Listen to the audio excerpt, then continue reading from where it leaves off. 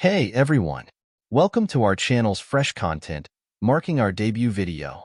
Today, we're going to dive into the fascinating world of gross domestic product, or GDP. Now, I know it might sound complicated, but don't worry, we'll break it down into bite-sized pieces. So, what exactly is GDP? Well, it's a measure of a country's economic performance. Think of it like a report card for a nation's economy, indicating how well it's doing. GDP represents the total value of all goods and services produced within a country's borders during a specific time period, usually a year or a quarter. It's like adding up the value of everything we make. GDP is made up of four main components: consumption, investment, government spending, and net exports. Consumption refers to the spending by individuals and households on goods and services. When we buy groceries, go to the movies, or get a haircut, we're contributing to consumption. Investment represents spending by businesses on capital goods, such as machinery, factories, and research and development. This helps drive economic growth and innovation. Government spending includes all the money the government uses to provide public services, infrastructure, and defense. It's like the government's contribution to the economy. Net exports represent the difference between a country's exports and imports. If a country exports more than it imports, it adds to GDP. If it imports more, it subtracts from GDP. So, GDP is a measure of the overall economic activity within a country. It helps us understand how well an economy is performing, whether it's growing or shrinking.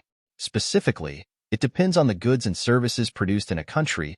The more goods and services produced in a country, the more GDP will increase. This encompasses a range of goods, from automobiles to consumer electronics, and services such as travel, healthcare, legal, and employment. A decrease in production leads to reduced sales, subsequently diminishing business revenues and eroding purchasing power, culminating in economic downturn. Remember, GDP increases in only two cases. The first is if there is more production of goods and services, and the second case can be the production is not much but the prices are increased. The first one is called real GDP, and the second case is called nominal GDP. Whenever the product is made in a factory, the tax is not included at that time. The price at that time is called the factor price, and when the tax is added like GST, then it is called the market price. The GDP was calculated by the market price. The GDP of the UK and India is almost the same, but due to the population, IMF and World Bank population consider the UK good, because there is a huge difference in GDP per capita. GDP growth rates are straightforwardly computed. For instance, if GDP was 100 in the third quarter of the previous year and rises to 105 in the current year's third quarter, the growth rate stands at 5%. If GDP increases, then unemployment will decrease.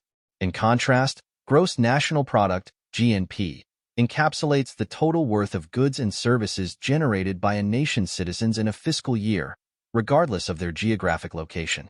In summary, while GDP focuses on where goods are produced within a nation's borders, GNP centers on goods produced by a nation's citizens, irrespective of location. And that's a wrap on our video about GDP. I hope you found it helpful and gained a better understanding of this important economic concept. Don't forget to like, share, and subscribe to our channel for more exciting content. See you next time. Fade out.